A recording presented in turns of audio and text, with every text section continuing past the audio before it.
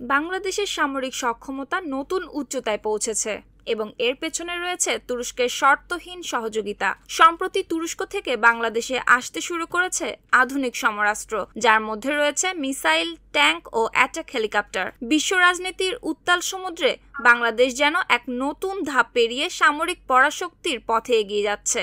বিশ্ববিদ্যালয়ের অধ্যাপক ডক্টর ইউনুসের মতে, বর্তমান প্রেক্ষাপটে যুদ্ধের প্রস্তুতি না রাখাটাই আত্মঘাতী। তিনি আরও বলেন, প্রতিনিয়ত যুদ্ধের হুমকি আমাদের ঘিরে থাকে, সেখানে প্রস্তুতি না নিয়ে থাকা অসম্ভব হয়ে পড়ে। এই বক্তব্যে লুকিয়ে আছে গোটা কৌশলের ইঙ্গিত। বাংলাদেশ এখন নিজেকে যুদ্ধ পরিস্থিতিতে টিকে থাকার মতো এক আত্মনির্ভর শক্তিতে রূপান্তরিত করেছে। তুরস্কের সঙ্গে বাংলাদেশের সম্পর্ক নতুন কিছু নয়। 17 শতক থেকেই এই দুই দেশের মধ্যে সাংস্কৃতিক, ধর্মীয় ও সামরিক বন্ধন গড়ে উঠেছে। ঐতিহাসিক তথ্যে জানা যায়, অটোম্যান সাম্রাজ্যের সময় চট্টগ্রাম অঞ্চল থেকেই সরবরাহ করা হতো যুদ্ধজাহাজ। এমনকি সুলতানদের পাগড়ির জন্য দরকারি বিখ্যাত মসলিন কাপড় যেত বাংলা থেকে। বহু দশক ধরে যেভাবে বাংলাদেশ তুরস্কের পাশে দাঁড়িয়েছে তা আর কোনো দেশ করেনি। ভূমিকম্প হোক কিংবা মানবিক বিপর্যয়, তুরস্ক জানে বাংলাদেশ কখনো মুখ ফিরিয়ে নেয়নি। আর তাই এবার উল্টো দিক থেকে বন্ধুত্বের হাত বাড়িয়ে দিয়েছে আঙ্কারা।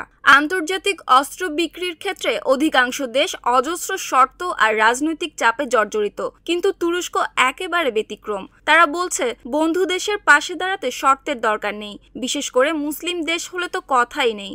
এর ফলেই বাংলাদেশ তুরস্ক থেকে পাচ্ছে এমন সব আধুনিক সমরাস্ত্র যা শুধু দক্ষিণ এশিয়া নয়, গোটা বিশ্বেই আতঙ্কের কারণ হতে পারে। তুরস্কের কাছ থেকে বাংলাদেশ ইতোমধ্যে পেয়েছে ভয়ঙ্কর বাইরাক্টার ট্রিবুন ড্রোন ও টাইগারের মতো শক্তিশালী মিসাইল। আর এর পেছনে নেতৃত্ব দিচ্ছে দুই দেশের দুই শীর্ষ ব্যক্তি, ডক্টর ইউনুস ও Recep Tayyip Erdogan. Doctor Yunus ক্ষমতা গ্রহণের পরপরই এরদোয়ানের সঙ্গে ফোনালাপে শুধু শুভেচ্ছা নয়, উঠে এসেছে সামরিক সহযোগিতার বিষয়টিও।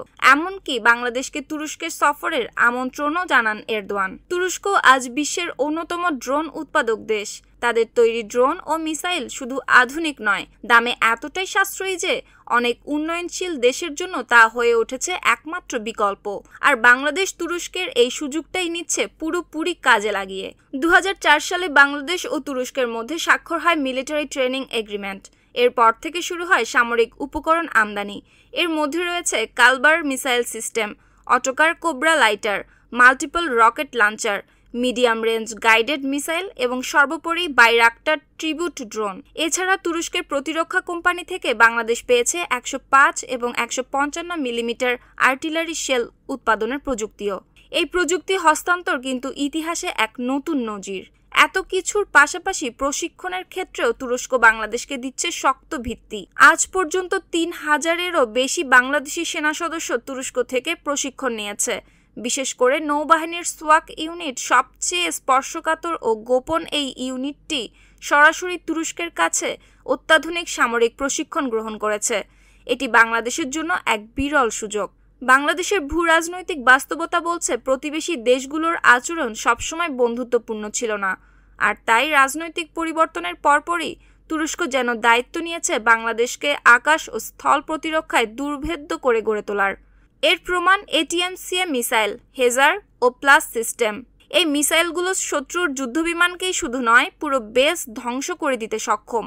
বাংলাদেশ এখন শত্রুর চোখে চোখ রেখে বলছে, তোমার আকাশ আমাদের নিশানায়। এরই মধ্যে বাংলাদেশে ব্যবহৃত হয়েছে TRG-300 নামের মিসাইল সিস্টেম। তুরস্কের রকেটসন কর্পোরেশনের তৈরি এই মিসাইলটির দৈর্ঘ্য 300 ফুট 2 ইঞ্চি এবং ক্যালিবার 12 ইঞ্চি। নিউজ ডেস্ক, সুপ্তি রায়, ভোরের আকাশ।